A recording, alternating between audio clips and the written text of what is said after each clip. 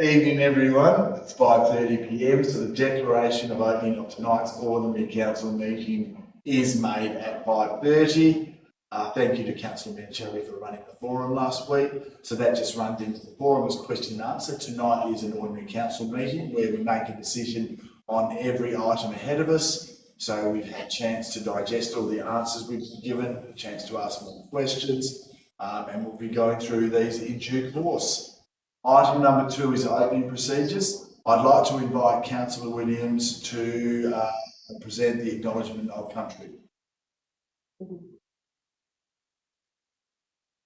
The Shire of Northam acknowledges the continuing connection of Aboriginal people to country, culture and community, and embraces the vast Aboriginal cultural diversity throughout Australia. On the land of the Balladong Noongar and Whadjuk Noongar people where we meet, we acknowledge and pay respect to elders past and present. Thank you, Councillor Williams. We have a bit of a different opening procedure here, so I'll just read this. Everyone's aware of the tragedy at Bondi on the weekend. So on behalf of the Shire of Northam and our community, I extend our deepest condolences to all those affected by Sunday's horrific violence in Bondi. Our thoughts are with the victims, their families and loved ones, and with everyone who has been affected by this national tragedy. We acknowledge the bravery and compassion displayed by the New South Wales Police, paramedics, first responders and members of the community. The Shire of Northam stands in solidarity with the Bondi community and with all Australians affected by this tragedy. We encourage our residents to continue to support one another and to draw strength from the compassion and connection that defines our community. And I'll just add that terrorism has no part in our Australia. So item 2.2 is recording of council meetings. Members of the government and councillors are well aware that the meeting is being live streamed and audio recorded, and it's made available on the Shire of Northam's YouTube channel.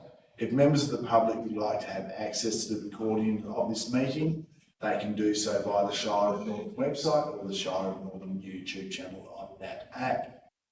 Item 3 is attendance. Attendees, all councillors are in attendance, and as per normal, I'll go from left to right to welcome everyone. Councillor Williams is here, Councillor Hughes is here, Councillor Poulton is here, Councillor Mencheli is here, President Antonio is here, Councillor Gurak is here, Councillor Ryan is here, and Councillor Bigman is here. The staff as listed are here, so we have Chief Executive Officer, Ms Terrelink, Acting Executive Manager Engineering Services, Mr King, Executive Manager Development and Community Services, Mr Hunt, Acting Executive Manager Corporate Services, Mr Devsich, Manager Governance and Risk, Ms McCall, Acting Governance and Risk Officer, Ms Sheehan Lee. And I'll start double checking. Item 3.2, apologies, is nil. 3.3, approved leave of absence is nil. 3.4, absent is nil. So then we're on page 8. So we have item number 4, which is disclosure of interest. As most of these disclosures relate to an item that I'm going to advise you of that I cannot partake in, I'm going to leave those for Councillor Mencheli to read out as the item comes up. But in addition to item 13.1.2, there is item 13.2.1, RFT 11 of 2025, Coates Road upgrade. Councillor Biglan has declared impartiality. One of the tenderers are known to Councillor Biglan. And item 13.3.1, recommendations from the Bushfire Advisory Committee meeting. President Antonio, that's myself, has declared impartiality. Members of the committee noted in the minutes are known to President Antonio, including Paul Antonio, who is a brother. So then we go to page 10. We have item number 5, announcements by the presiding member without discussion. So that is taken as read. And then we go to page 12, which is item number 6, public questions. There is no public questions, I believe, so I'm just confirming that. There's no public questions.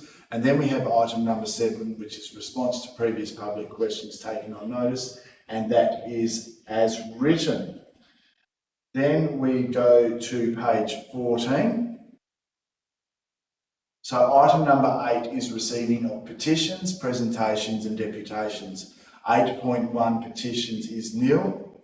8.2 presentations is nil. 8.3 is deputations. We have an application from Mr. Lech to make a statement, which is a deputation. So can I please invite you up to this microphone? And then I'll just mention your name. Can you just state your name again for the recording? Just press the button just down there. Thank you. Thank you, Mr. Chairman. Oof, that was loud. Perhaps I have the hearing aids turned up too high. No, all good, all good. Perfect for the recording. Now, I took the trouble, because I think this is a matter of importance, to write down what I wanted to say. The only difficulty is my handwriting is appalling. And I hope you'll bear with me.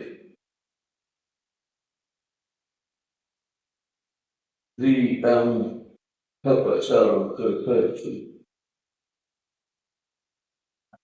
I don't think it's the last page, in planning, one of the most powerful and enduring factors is precedent. Now here you are asked to approve or permit an industrial storage of industrial material on land zoned rural.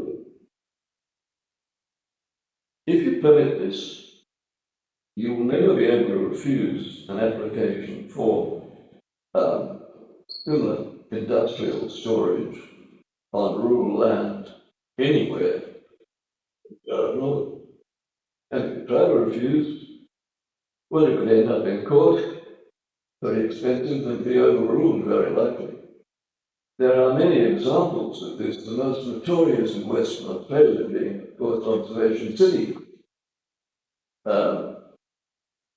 in Scarborough, and the uproar and difficulties about that are still going on, and I might return to that.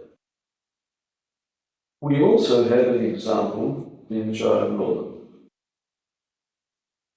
When we were doing town plan number 1 and particularly number 2, which I was heavily involved,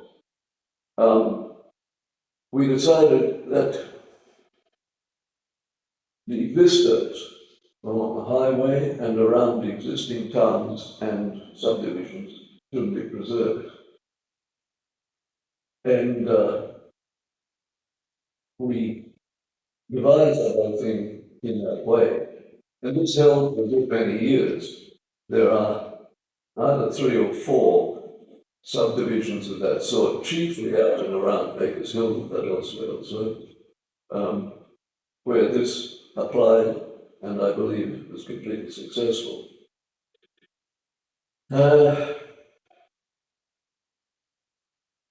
Unfortunately, well, I think it's unfortunate that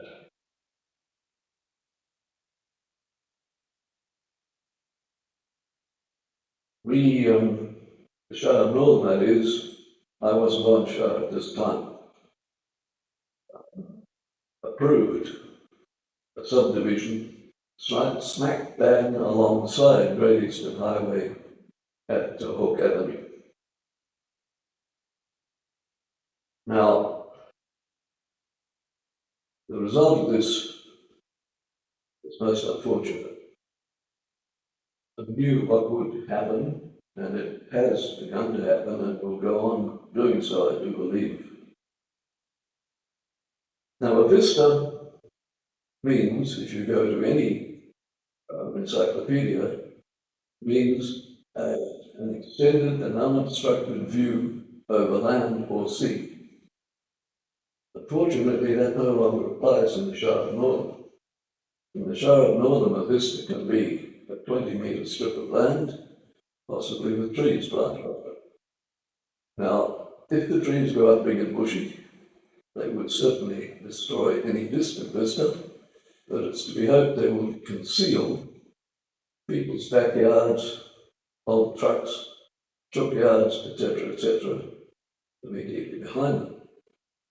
And if you go through Bakers Hill now for about another metre and a half and look to your left, that is exactly what you can see. So, councillors,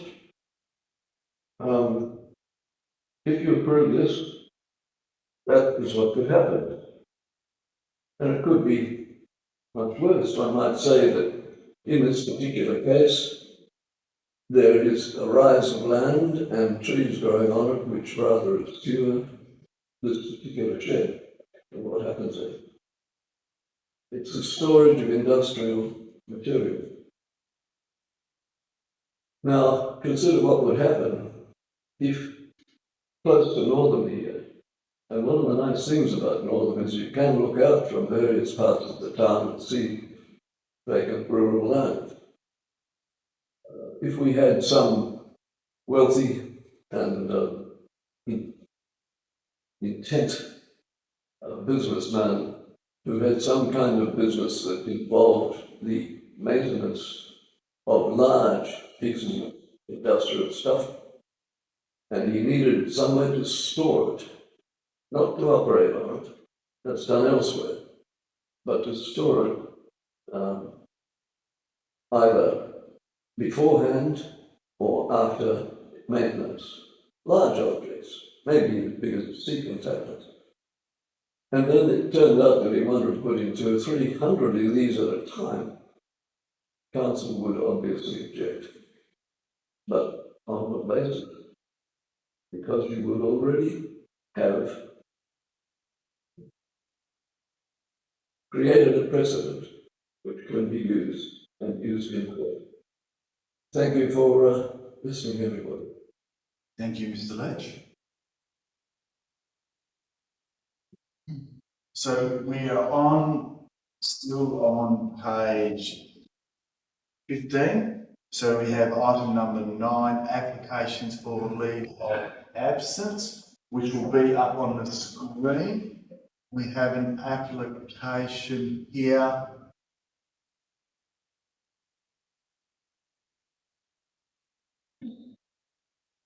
Just a dramatic pause for everyone. It's an application the council grants councillor Hughes leave of absence from the 23rd of January 2026 to the 16th of February 2026. Just see Councillor Mencelli's moving. Councillor Williams is seconding. Anyone likely to speak against? So all those in favour by a show of hands. That's 8-0, that's carried. I didn't ask for any questions because I thought that was pretty clear, the application. So thank you. That was there. So then we have item number 10, confirmation of minutes. 10.1 is confirmation of minutes from the ordinary council meeting held 26 November 2025. I don't recall there being any questions. Councillor Mencelli is moving. Councillor Polton is seconding. Anyone likely to speak against? So all those in favour by a show of hands. That's 8-0, that's carried. With item 10.2, which is notes from the council forum meeting held 10th of December 2025, it is a new item, so I'll just see if there's any questions or clarifications first. No, I can see Councillor Hughes is moving this. Councillor Mencelli is seconding. Anyone likely to speak against? So all those in favour by a show of hands. That's 8-0, that's carried. 10.2. Now we go to page 39. So 10.3 is confirmation of minutes from the special council meeting held 22nd October 2025. Councillor Williams is moving. Councillor Mencelli is seconding. Anyone likely to speak against? So all those in favour by a show of hands. That's 8-0, that's carried. Then we have item number 11, items brought forward for the convenience of those in the public gallery. We're going to continue on as is. There's nothing urgent that needs bringing forward. Item number 12 is reports of committee meetings. 12.1 is the Audit and Risk Management Committee meeting held on 27th November. And the first item is receipt of the minutes, which Councillor Polton is moving, Councillor Gierak is seconding. Anyone likely to speak against? So all those in favour by a show of hands. That's 8-0, that's carried. And then we have recommendation. There's got some recommendations. I'll do the first one first. That's the first one by absolute majority. Accepts the annual report, etc. Councillor Mencheli is moving. Councillor Gierac is seconding. So anyone likely to speak against? So all those in favour by a show of hands. That's 8-0, that's carried. And then we've got the recommendation about the annual general meeting, and then it goes over a couple of pages with the recommendation. Councillor Mencheli is moving. Councillor Ryan is seconding. Anyone likely to speak against? So all those in favour by a show of hands. That's 8-0, that's carried. So then we go to page 42. Just the next page. Item 13 is officer reports. 13.1 is first one is 13.1 CEO's office. 13.1.1 is policy reviews. There's a recommendation on page 47. Councillor Ryan is moving. Councillor Mencheli is seconding. Anyone likely to speak against? Councillor Williams? Councillor Ryan?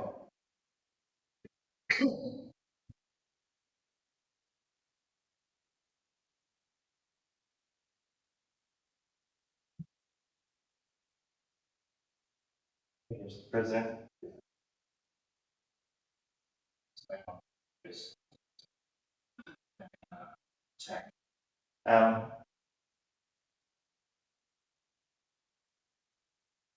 This matter's come before the chamber previously, it was last month, the month before, and there was some dissent with regards to it.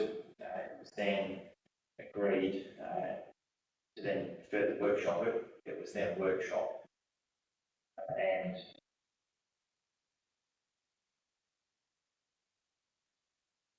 then as a result of that workshop, the officers have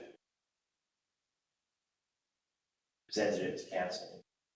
In my mind, it's straightforward. It's the policies speak for themselves, and depending on what my fellow councillors are saying in the debate, I'm still open to things, but I think that we can't do much more than what we've presented.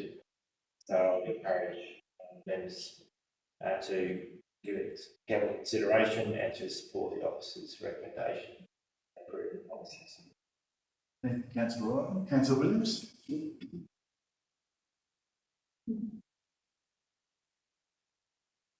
I will actually most likely vote in favour of these. However, I would just like to acknowledge that although there do need to be guidelines and rules around, I think my particular concern here is with the code of conduct and additional information that has been attached to it from the previous iteration of it.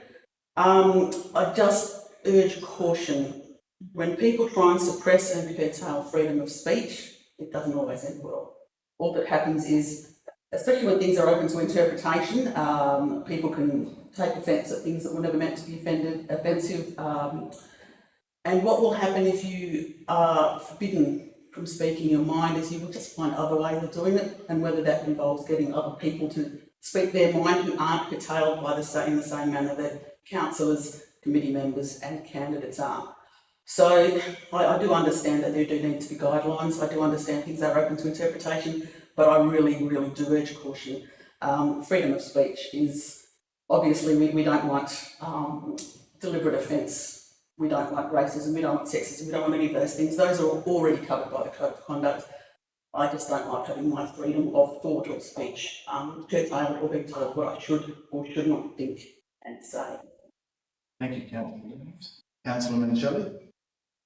Yes, Mr. President.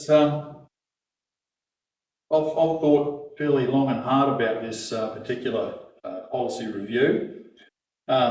We've workshopped these policies backwards and forwards, inside out.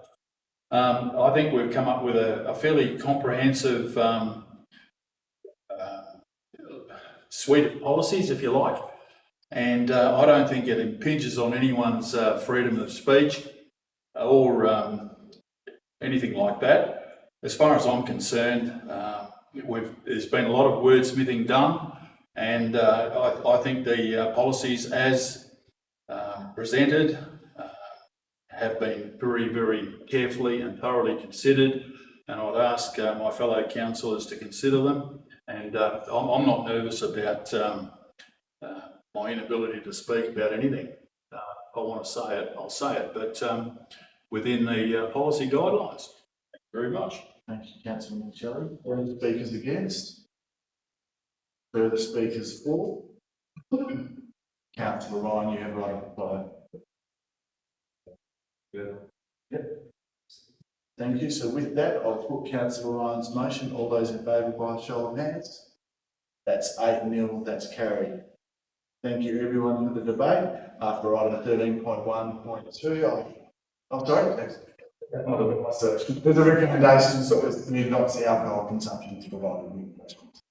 So Councillor Shelley's moving. I'll move, but I have a question while I'm at it. Councillor Ryan is seconding. Yeah. Does that mean that there's going to be restrictions in here as well?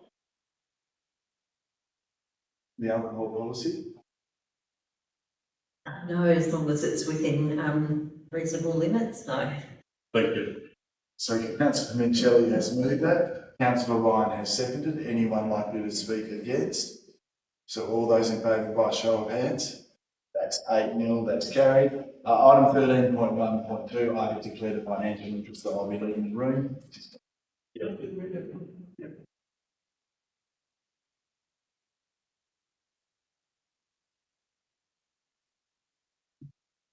Okay, for the record, there's a couple of disclosures of interest. There's one from Michael Ryan, item 13.1.2, request to lease reserve 305. The applicant is well known to me.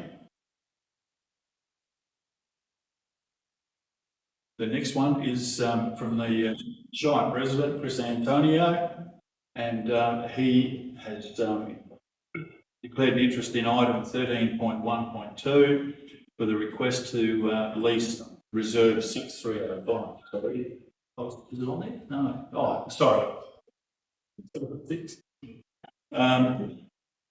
On the Mina North Road Northern, and he's got a direct financial interest, and he has indicated that he's the director of a company wishing to lease for conservation purposes. I guess you'll cover the next one. Go.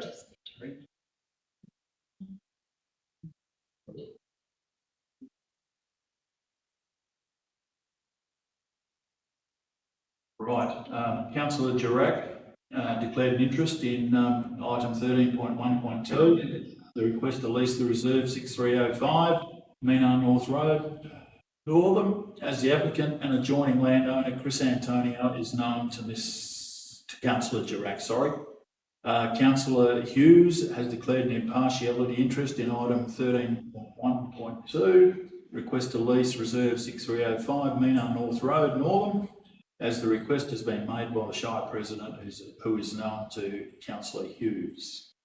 Councillor Polton declared an impartiality interest in item 13.1.2, request to lease reserve 6305, Mina North Road, Northern, as Chris Antonio is known to Mr. Polton, or Councillor Polton, Councillor Williams has declared an impartiality interest in that item 13.1.2, request to lease reserve 6305 Mina North Road, Northern, as the applicant is well known to Councillor Williams, who is President, fellow councillor and President.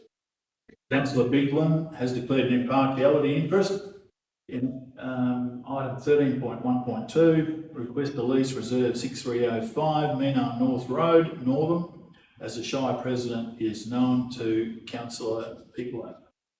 Councillor Mincelli, that's me, declares an impartiality interest in items 13.1.2, request to lease reserve 6305 Mina North Road, Northern, as the Shire President advocating for the lease is known to Councillor Mincelli.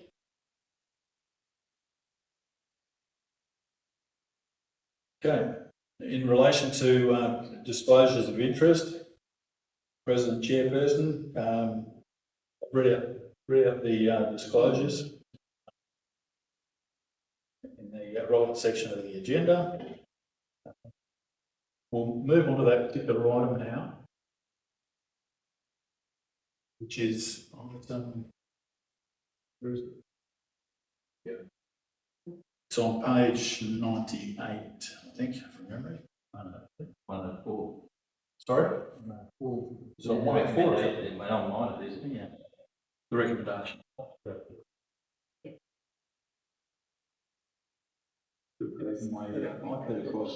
Pardon? 104.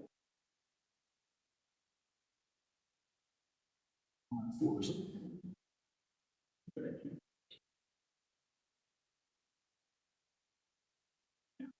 Here we go.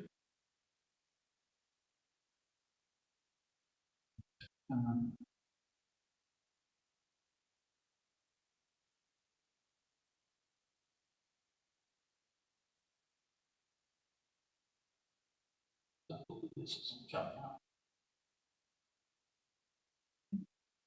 See, yeah, it's just a. Okay, so there's a recommendation here in relation to this particular item. Can I have a mover and seconder, please? Oh, yes, please. Thank you. I just have a couple of questions.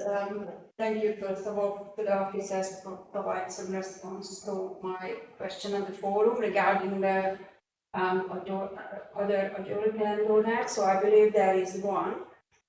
Could I just please have a confirmation which side of the reserve this other landowner is located? So it's, if you look on the plan, is it, if it's on the other side of the road or it's?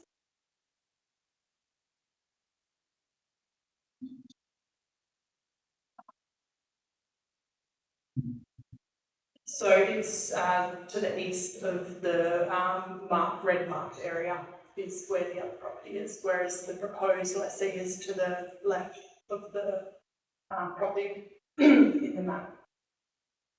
So just a follow-up question, if I may.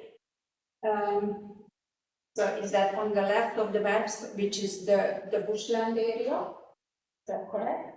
Yep, so it's easier to bring it on this screen there maybe. Yeah.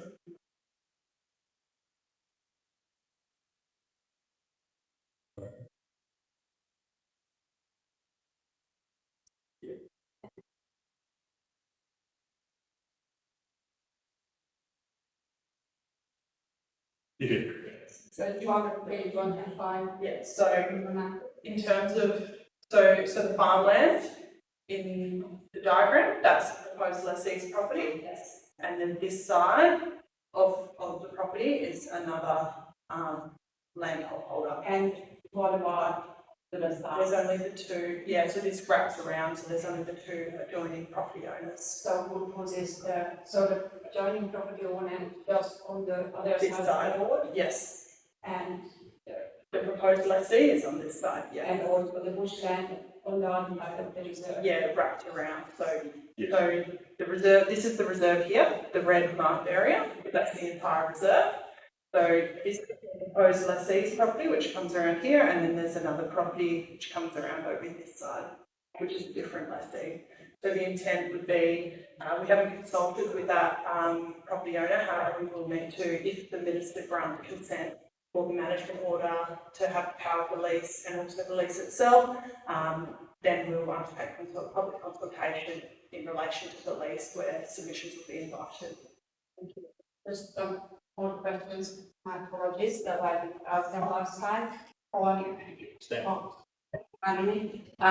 it's a good one, thank you for that.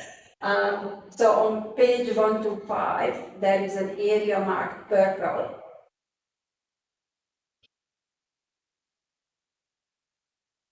So page 125, if you have that one.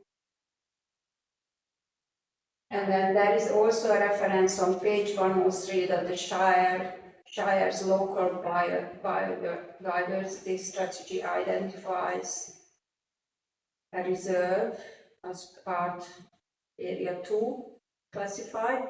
So I'm just wondering if that core purple area would be falling, or if that's relating to that area, and if the whole purple area would be falling under that Yeah, so strategy. the intent is to lease the entire reserve, but there will be controls in place in terms of the management of the reserve so that those areas are preserved. So the biodiversity strategy, though, so the purple area, because it's kind of outside of the reserve as well, if you look at it to the south. Yeah. What that indicates, or what that purple actually indicates. Leave channel one. I think it identifies that it's something protected, but there's flora and fauna that needs to be. Yeah, the biodiversity strategy identifies areas that have, significant environmental features. So that's what it does. It's penny blind, so that's why it's very, very broad based. Obviously, it hasn't been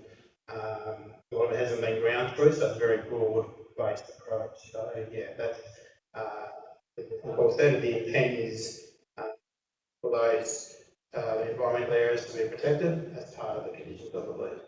Some of the land you'll see the rest of the purple on there is outside of the area of the lease. That's on private property, which we don't have control over, obviously. So it's identifying the need to protect that area within as part of the lease condition. One more question. Supplementary question? So one more supplementary question in the recommendation, item 4, it says subject to there being no significant submissions. So what no significant submissions would be? Yes, so when we undertake public consultation, if there's any significant submissions that officers believe warrant further consideration in terms of the disposal, then we'll be bringing that back to council for a final determination in terms of the lease. If there are no submissions, then we'll proceed with the disposal as per council's decision. Happy? Any other questions at this point in time? If not, I will seek a mover and a seconder in a moment, but before I do, all councillors have declared an interest, an impartiality interest in this item, and declare that they will consider the matter on its merits and vote accordingly. So can I have a mover now? Councillor Polton moving, Councillor Hughes seconding. All in favour? Carried unanimously. Thank you. Our President can return to the room.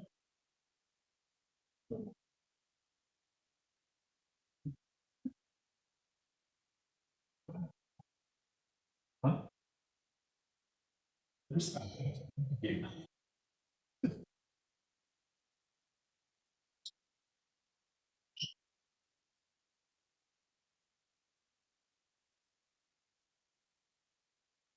So we are now on page 139.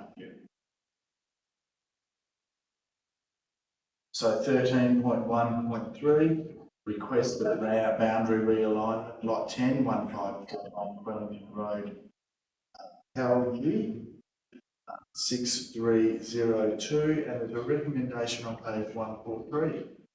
Councillor Minto is moving, Councillor Hughes is seconding. Anyone likely to speak against? Sorry, I've got one question. Yeah. You apologise, I wasn't here last week. Is there going to be perhaps loss of income for the child? It's about $1,500 for the basic rate.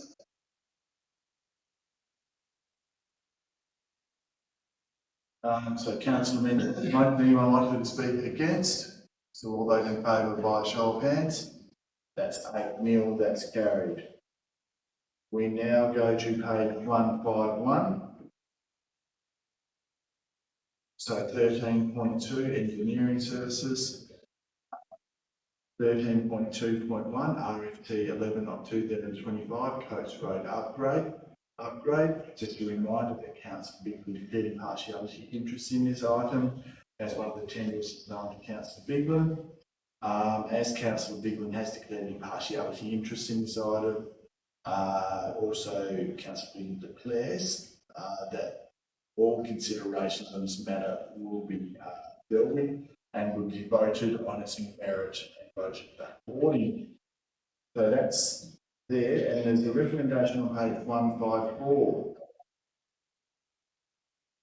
Councillor Gira is moving, Councillor Mancelli is seconding. Anyone likely to speak against? So all those in favour by show of hands? That's 8-0, that's carried. We now go to page 156. So 13.3, development and community services. 13.3.1, recommendations from the Bushfire Advisory Committee meeting. Just a reminder that President Antonio, that's myself, has declared impartiality in this item. And that recommendation is on page 160. Councillor Ryan. But if I may, I just want to make a slight amendment to the recommendation in terms of the membership of council members in relation to that particular group. They're advocating for one as opposed to the two. Councillor representative, sorry. And I'm on that committee, and I think Girac was selected as well by the council. So I just can't fathom why. I was just going to see if Councillor Ryan's amenable to that. Sorry.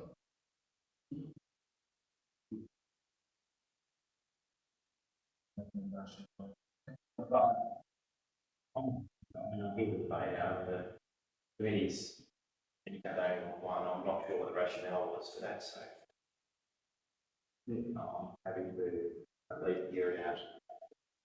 Can we just get some clarification if it's being moved as an amendment to the motion, or if both the mover and seconder are supportive of that motion with that amendment? I'll just check with Councillor with that recommendation, that adjustment. Can be moved with an amendment, so that's fine.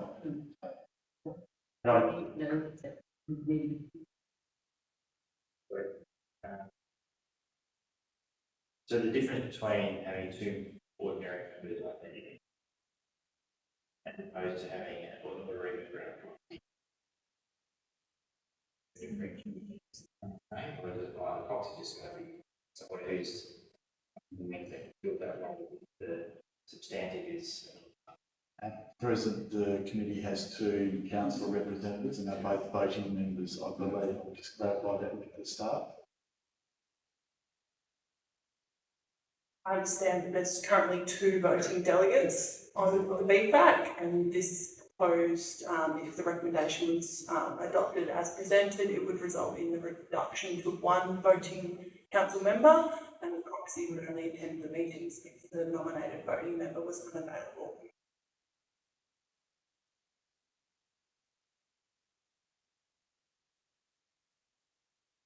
There's lots of questions to ask in regards to this, and while I appreciate Councillor Mancelli's amendment, if we're going to amend, I think we need to pull it apart a little bit. The committee's answer, I don't understand why they only want one. If we're going to say two, which I'm not opposed directly in regards to That's fine. So what we'll do is you move the motion, so I'll get a seconder for your motion. Then Councillor Mancelli will move an amendment. Yeah. So we'll put it that way, Councillor Ryan. So if there's a seconder, yep, Councillor Hughes. So Councillor Ryan, Councillor Hughes have moved. So Councillor Mancelli, you would like to move an amendment? I would. Absolutely. Yep. So we have two. so that we have two council delegates on that particular committee. Okay. So is there a seconder for councillor Mencheli's amendment? Councillor Polton? So will there be anyone speaking against the amendment?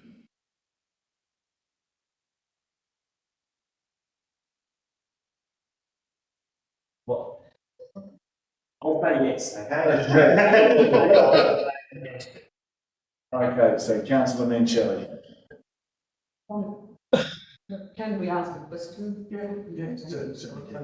Yes, we'll ask a question. The question would be, could we please be told what the rationale behind the committee to reducing the numbers of voting council members from 2 to 1 is, please? The rationale was a recommendation that came forward from the advisory committee, obviously. I think we did ask that question at the committee meeting, and in response, some of the people that were on the, I guess, the working group that put together the revised terms of reference was that the Act just, put by that, just says that the advisory committee shall have a member of council on it. So that was the rationale, saying that the Act is basically referencing a member, but again, it's as we discussed at the forum, it is council's committee, it is council's terms of reference that they need to adopt. So well within their rights to, in my interpretation of the Act, to appoint a second voting member to the committee. Thank you. That's answered. If the number of voting delegates was to be reduced to 1, would that then come back to council to choose which one or who would be the delegate, or is it automatic that the second nominated would be removed? Or what would be the process for choosing the one voting delegate on that committee? I assume that if council agreed with the recommendation for the one voting member, that we would have to bring it back to council. Because if we obviously voted for council, voted on 2 previously. So to nominate who that would be. Thank you. So further questions? Then I'll go to councillor Ryan. Oh, so councillor Menchelli, you haven't spoken to it yet, have you? No, I haven't. Councillor Menchelli. Okay. Mr. President, I've thought long and hard about this particular issue.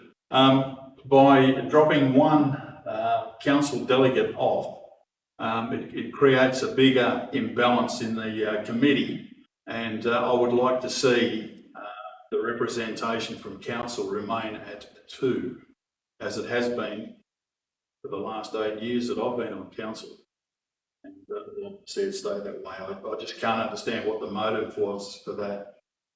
We've heard from the executive manager, development services, etc., in regard to the rationale in regard to it, but I think we become a little bit hamstrung with just one delegate on the committee. I'll leave it at that. Thank you, councillor Menchelli. Councillor Ryan.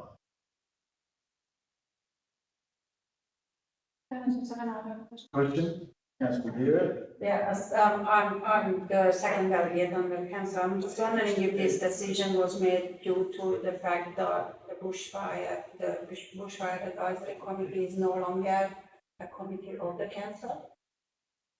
I'll have to check with the officer on that one. No, I believe it's just, I don't think it's got anything to do with it being an advisory committee only. Thank you. Thank you. So, councillor Ryan.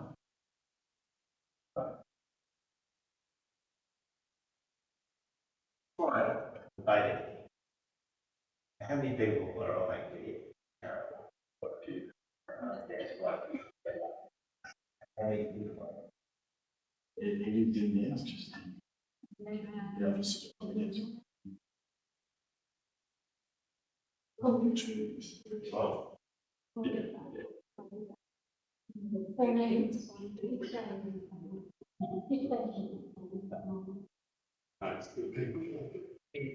Voting members or non-voting? Voting members.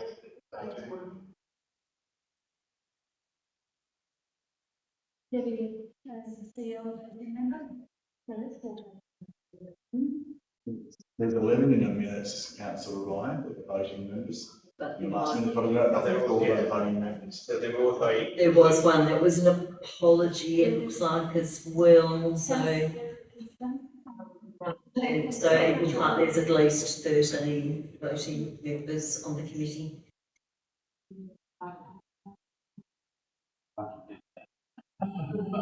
Yeah, unlucky for them.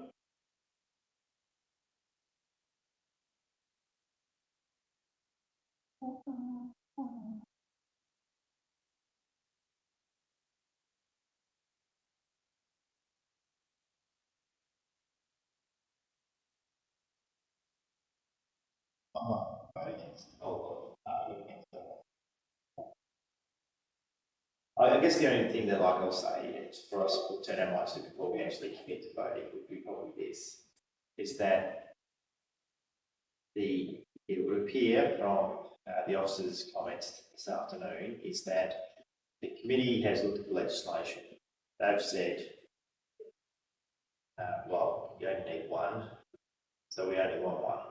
We think there should only be one representative from the Shire.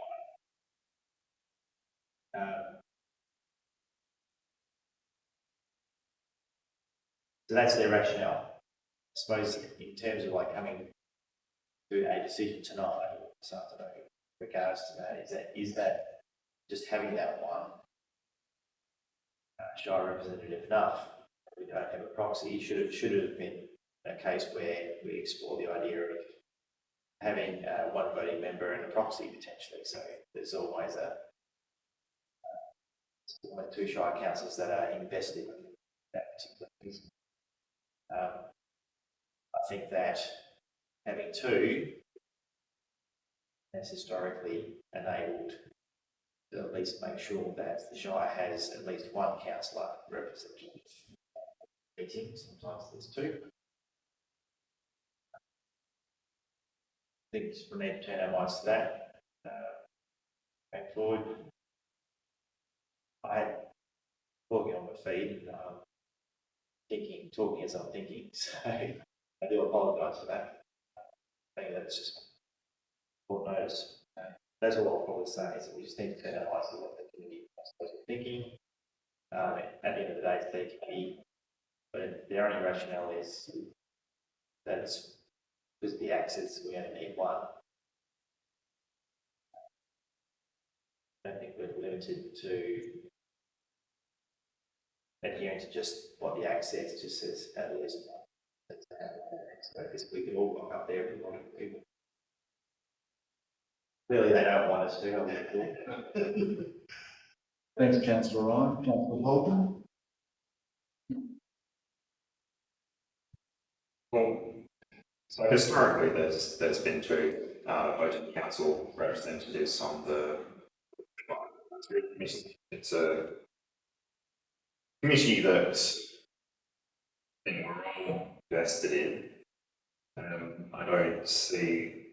I'd be happy to move the motion with sticking with the two council voting members, and if the committee comes back and that says that they really don't want the two, then I'd be happy to look at it again.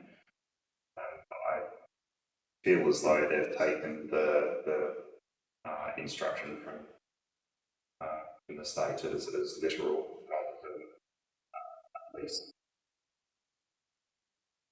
Thank you, councillor Bolton. Any further councillors going to speak against the amendment?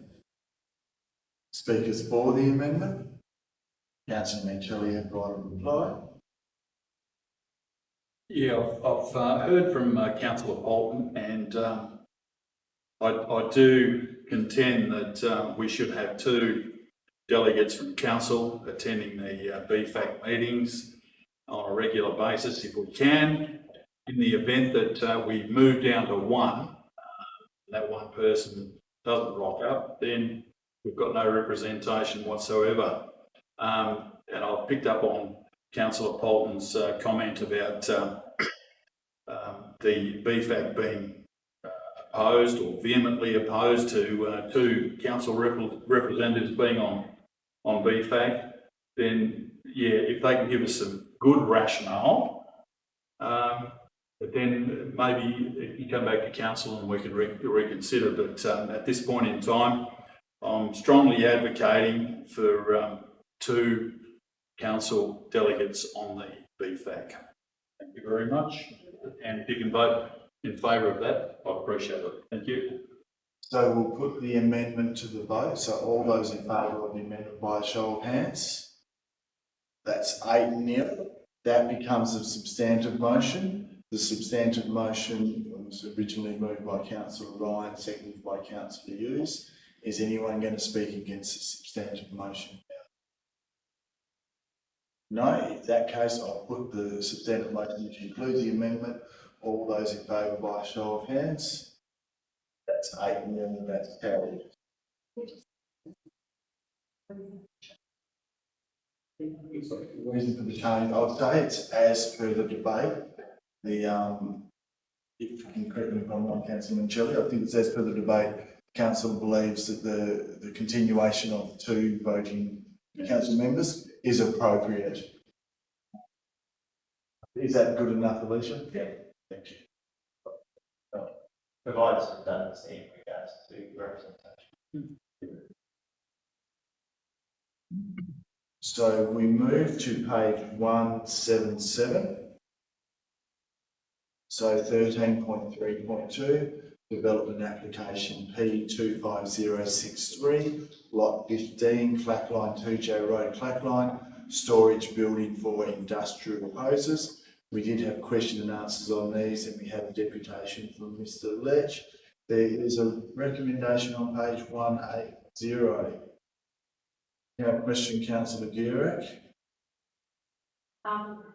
Thank you, Mr. President. Just a question regarding the proposed sheds and storage area.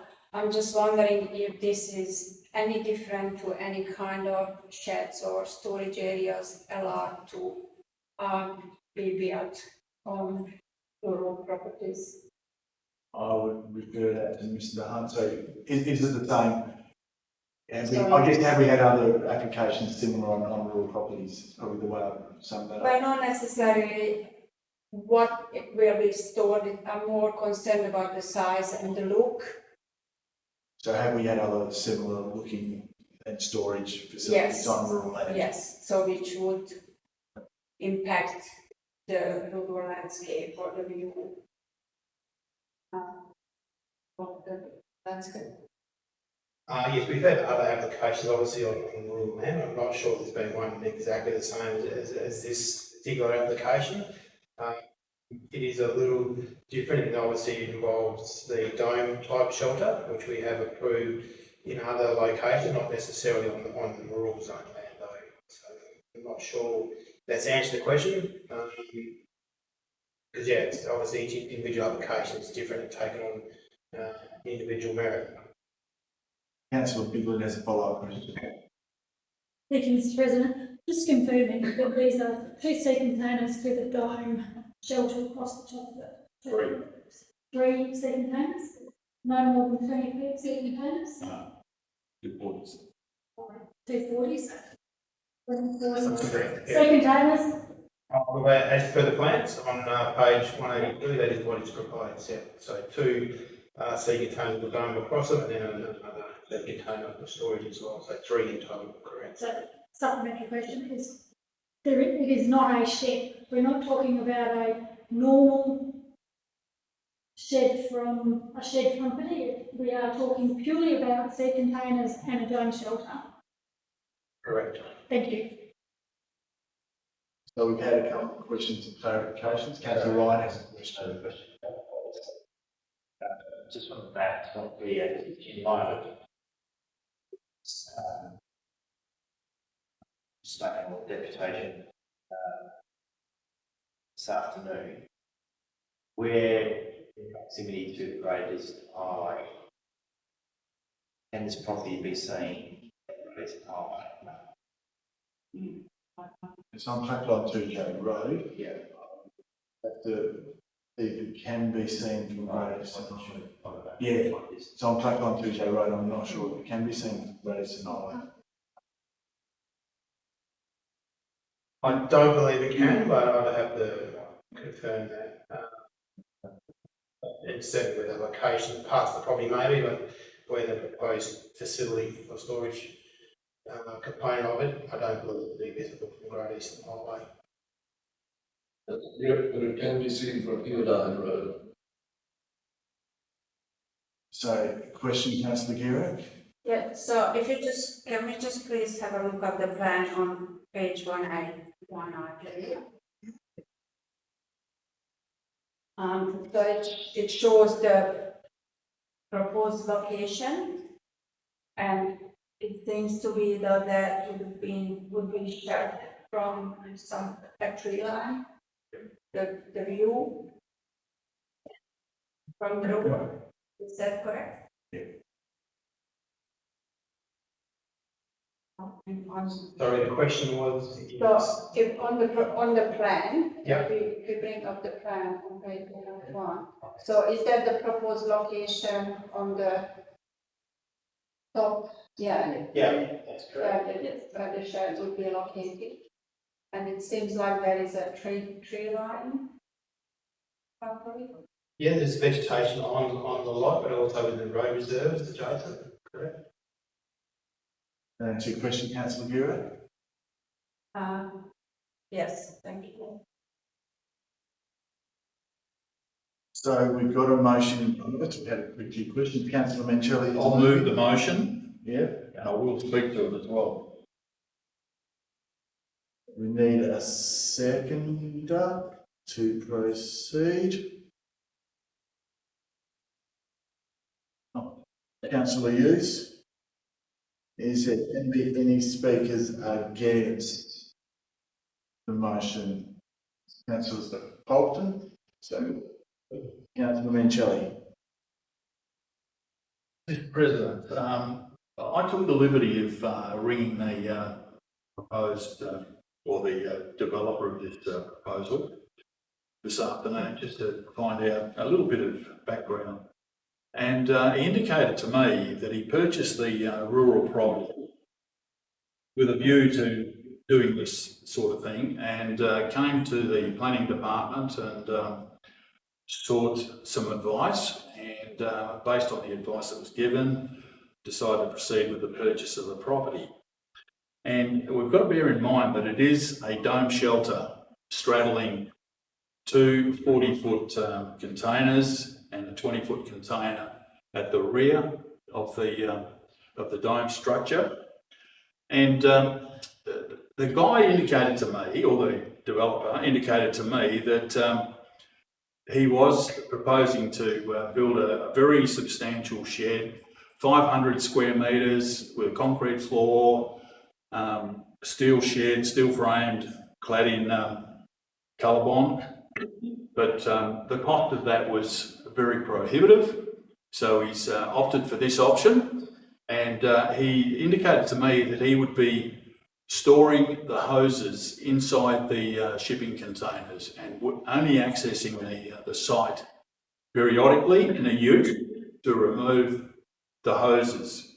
Now, he could be supplying those hoses to mining, agriculture, or whatever you like. But so, you know, it's close to a rural pursuit, in my view.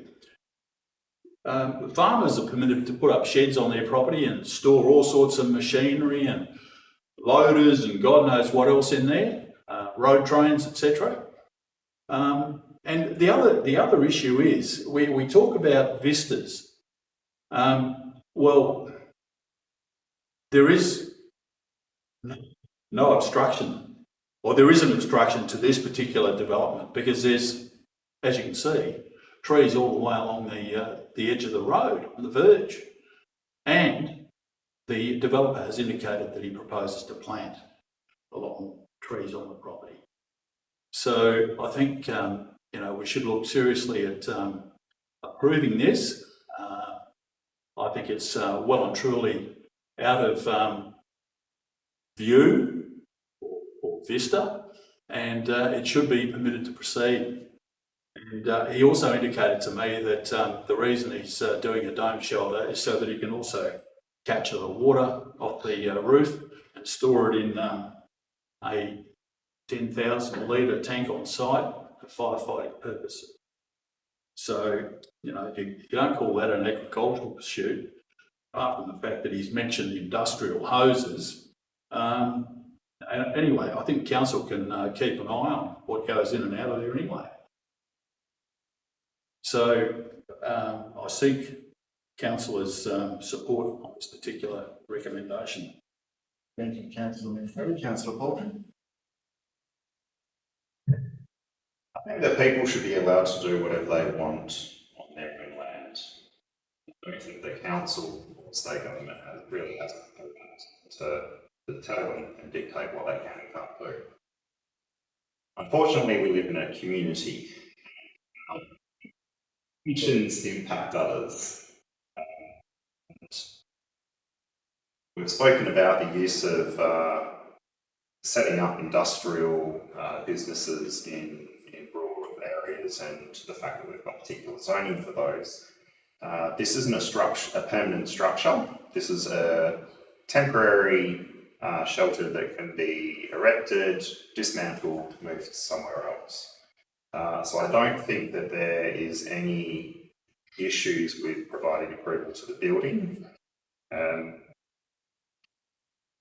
I would be, I think it's important to point out the difference between using the building for a different purpose, such as an industrial use. Thank you, Councillor Baldwin. Councillor Hughes. I think Councillor Mincheli said it all. Thank you.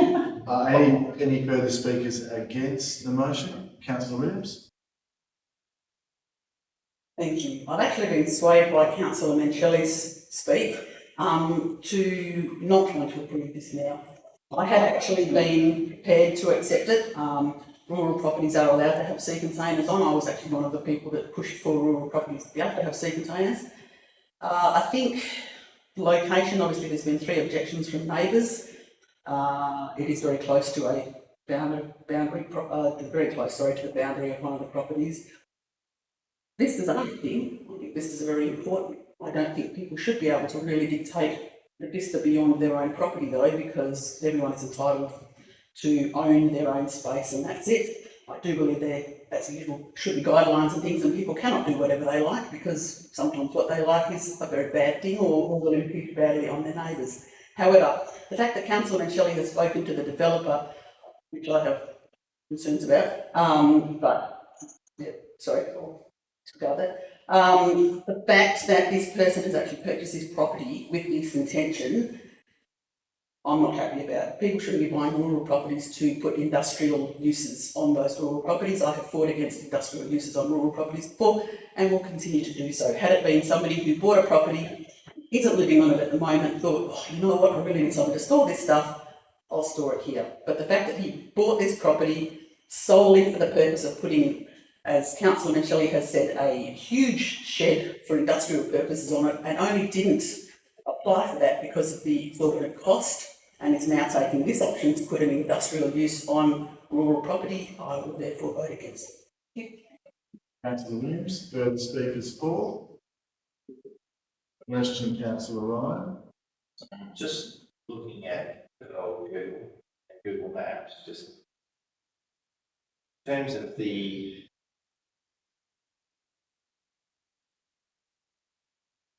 is there a house on the property? Like, does the property have any other like domestic infrastructure, or just purely solely going to be 2 sea containers with a dome? It can't be vacant. So there's no domestic infrastructure.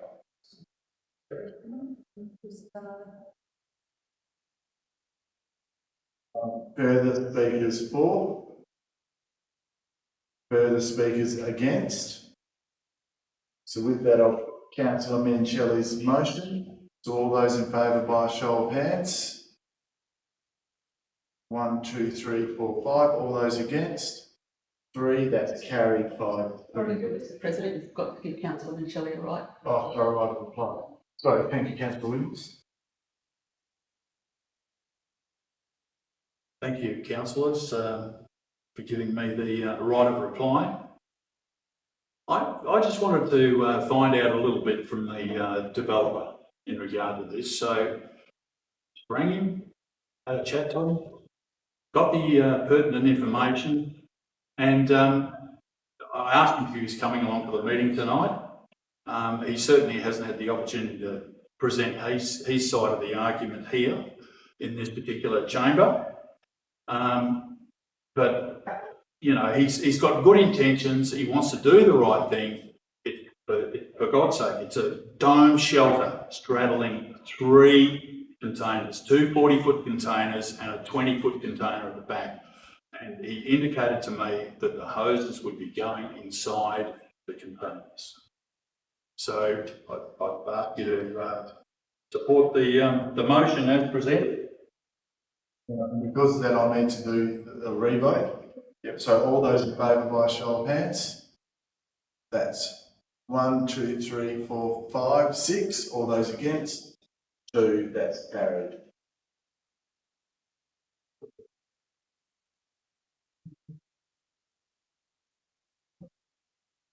So we are now moving to page 190.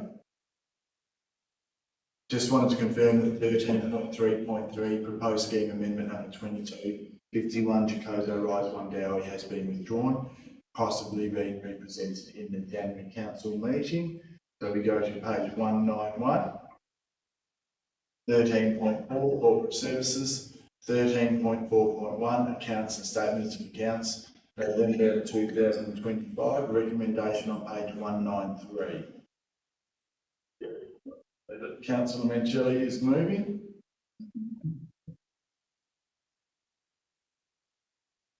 Councillor Ryan is seconding. Anyone likely to speak against? So all those in favour by show of hands. That's 8-0, that's carried. Then we go to page 238. 13.4.2 financial statements for the period ending 30th November 2025. Recommendation on page 240. Councillor Ryan has moved. Councillor Gierak has seconded. Anyone likely to speak against? So all those in favour by show of hands. That's 8-0. That's carried. We now go to page 261. So can I please have a mover if we go behind closed doors? Councillor Ryan moves. Councillor Clever seconded. So that's procedural, so I'll put it straight to vote. All those in favour by show of hands. That's 8-0, that's carried. Our members of the public are well aware of Apollo Sally. Yes, indeed. Like old times. Have we looked that door as well, Alicia?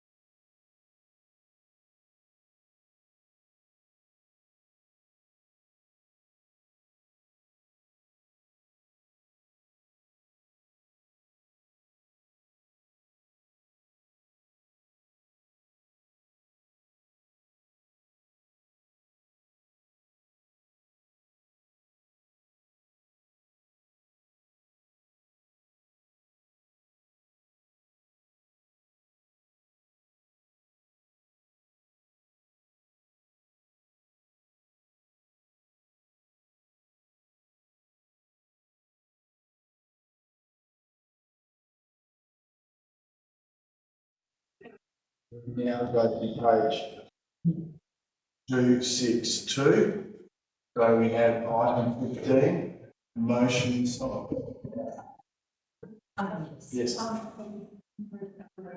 Yes. Yes. That's what it said. Thanks, I'll read it.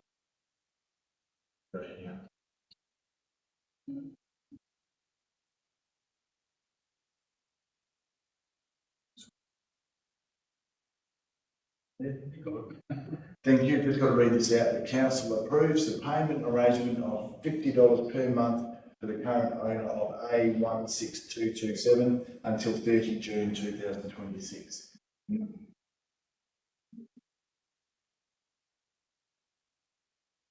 That was carried.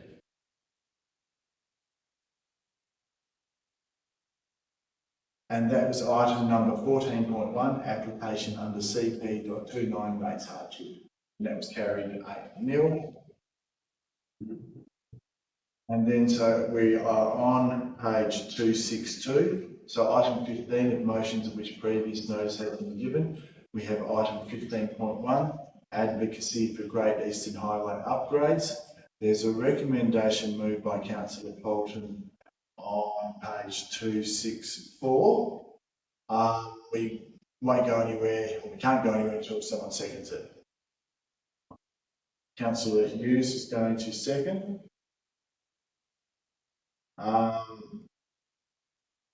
And Councillor Polton wanted to move an amendment. Is that on the screen?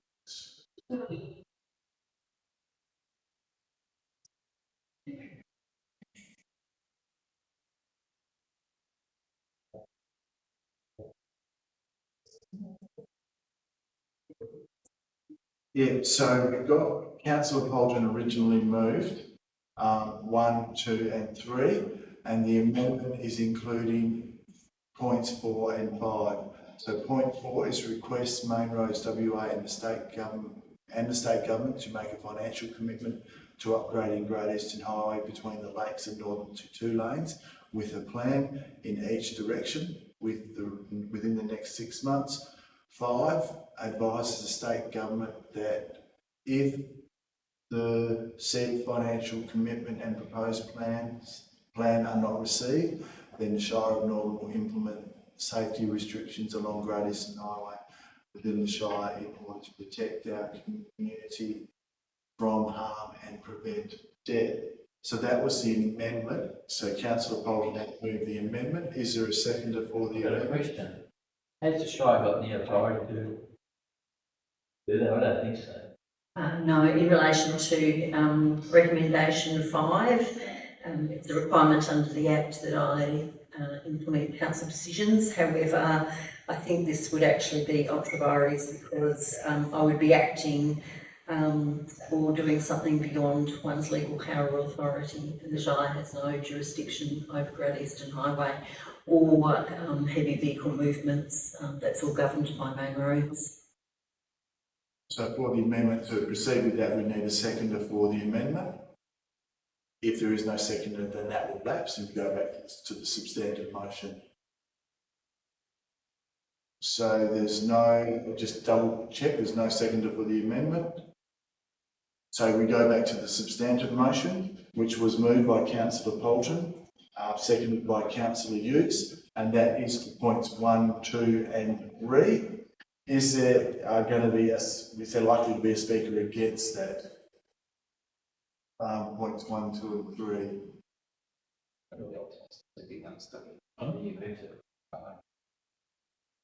Councillor Polton moved. I'm happy to speak against it. I really would love a debate.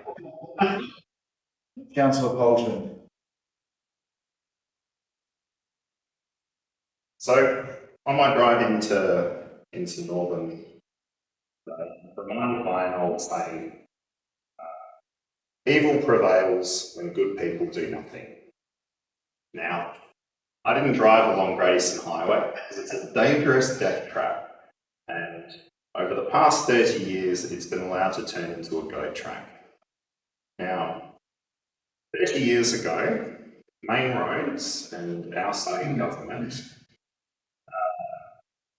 did a good job upgrading and improving Great Eastern Highway from Perth up to the lakes. And I think I was about 12 at the time. Naive youth, I assumed that they would just continue that improvement all the way out to Northern and beyond. For 30 years, we've seen nothing. Nothing.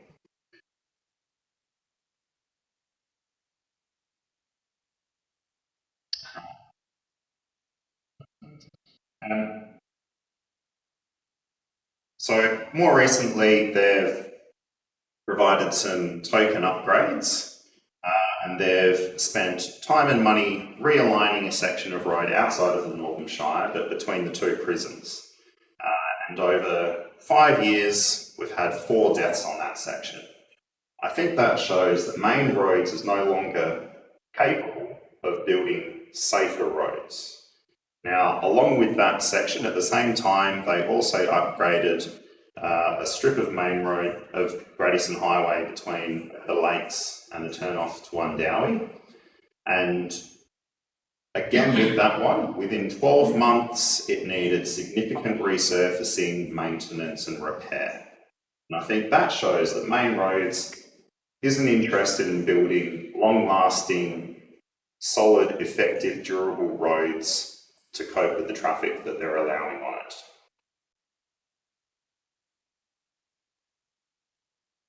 Now, how much do you think your life is worth?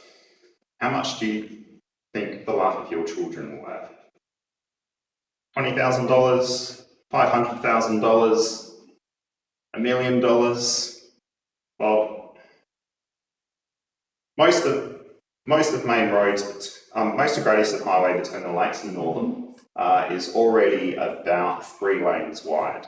So it would only cost them, based on the estimates that I've got from Main Roads for a single lake, it will cost about $28 million. That means our lives would be a $3,000 investment per person in the Northern Shire. But we're not the only ones that use this road. It's used by tourists, it's used by freight. It's supposed to be the main access to the eastern states. What's our state government spending our money on? Well, so they want to spend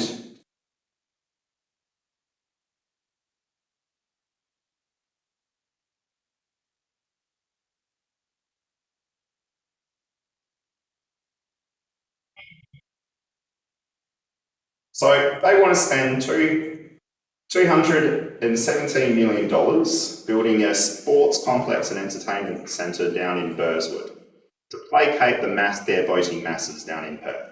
They don't give a stuff what happens to us up here. As far as they're concerned, we're basically where they send Perth's rubbish.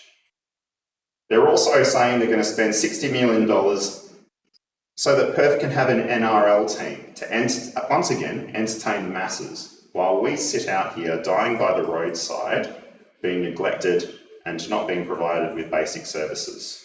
The services that we need and the services that the people in Perth rely on.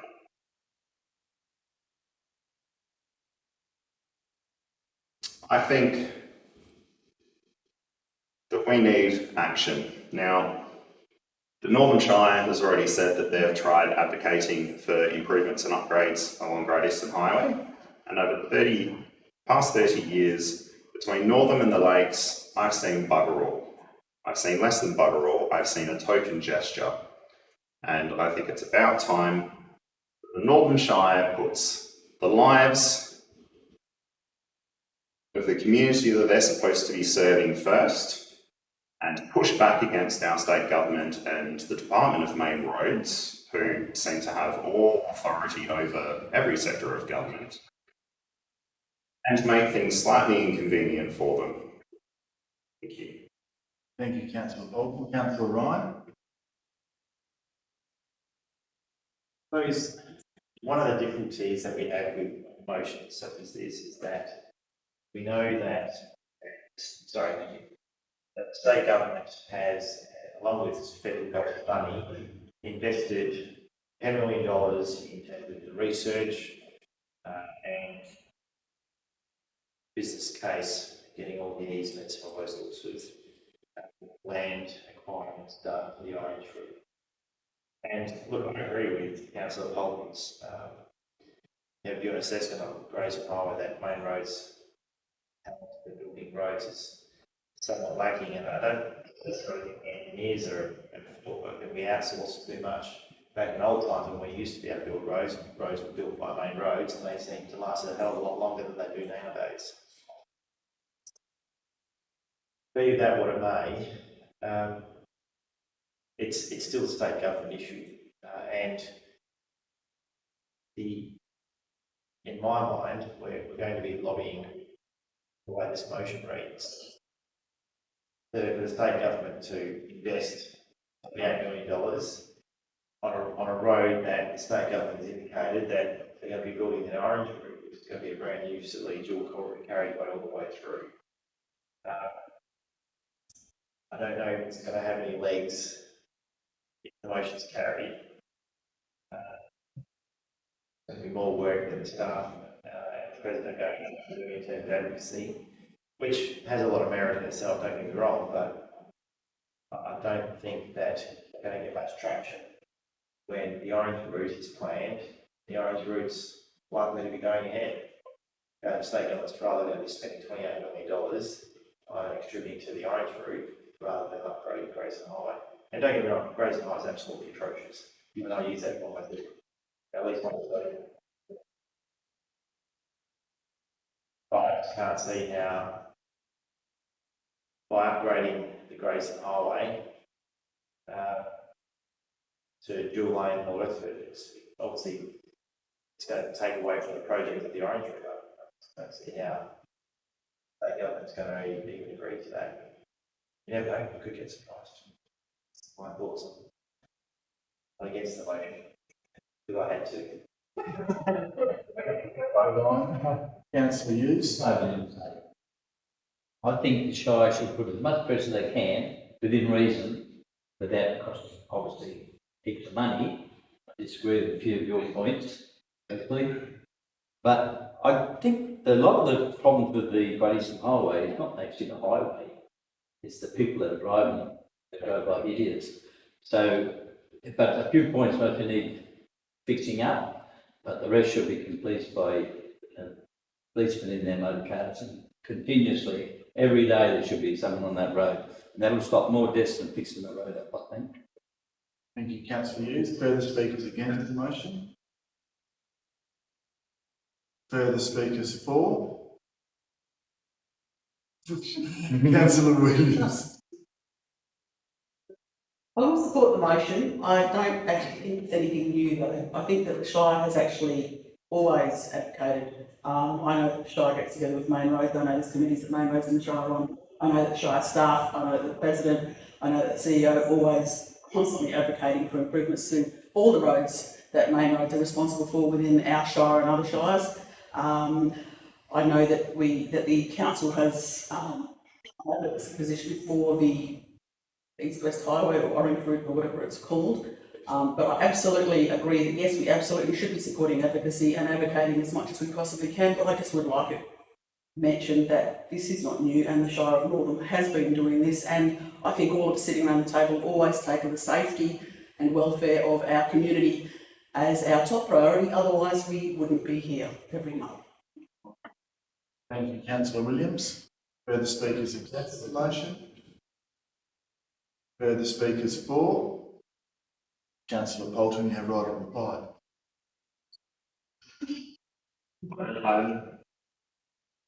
Disappointed that the proposed amendment didn't go through, because I think that a lot of the time our pleas for help fall on deaf ears down in Perth.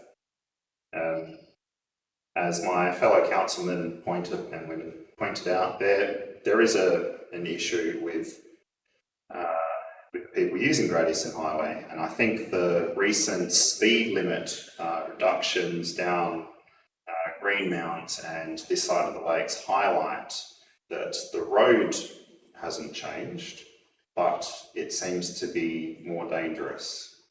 And I think we're all aware that there's been a large influx of truck drivers that don't seem to be adequately trained to circumnavigate our roads.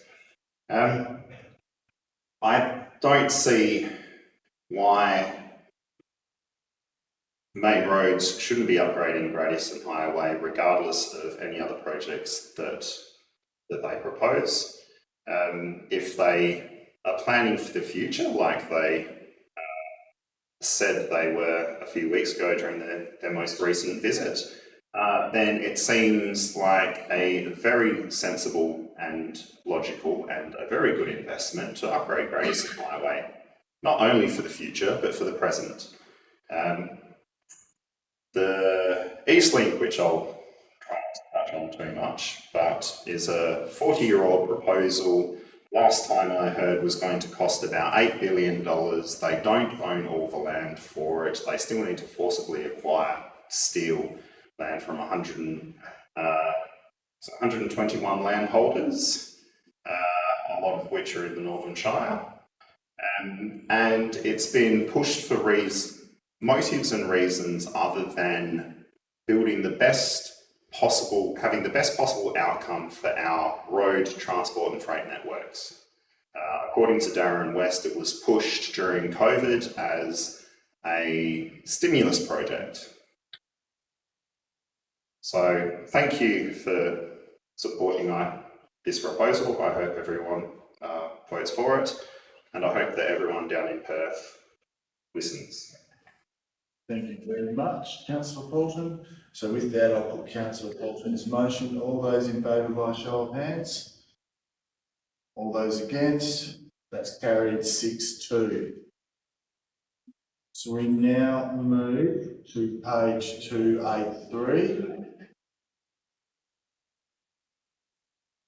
So item number 16 is urgent business approved by decision. That is nil. Before we close and stop the recording, it's the last meeting of the year. So I'd like to wish everyone in the room and everyone online, all councillors or ratepayers or residents, a very happy and safe Christmas and New Year. I say it regardless of the debate we've just had. I want to see everyone next year. So please take care, enjoy a well-earned break. For those of you who are travelling, good luck, stay warm, stay cold, whichever part of the country you're going to or part of the world, and look forward to catching up with you in January 2020.